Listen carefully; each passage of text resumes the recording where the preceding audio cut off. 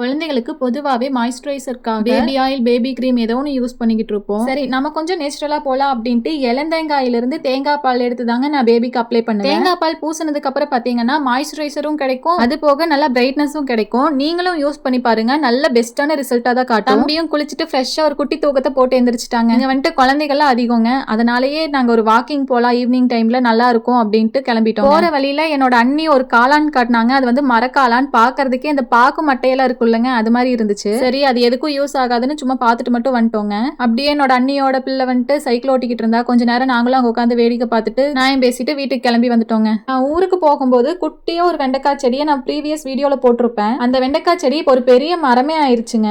இந்த வெண்டைக்காய் செடிக்கு ஒரு ஸ்டோரியே இருக்குதுங்க. ஊர்ல இருந்து கொண்டு வந்த வெண்டைக்காய், ஒரே ஒரு வெண்டைக்காய் மட்டும் தூக்கி வீசினப்ப இது வளர்ந்து ஒரு மரமே ஆயிருச்சு. என்ன ஒண்ணுன்னா, விதை முத்தாதனால செடியில காய் பிடிக்கிறதுக்கு ரொம்ப லேட் ஆகுதுங்க. காய் அதிகமா பிடிக்கிற மாதிரி ஏதாச்சும் ஐடியா இருந்துச்சுன்னா எனக்கு கமெண்ட்ல சொல்லுங்க. பை.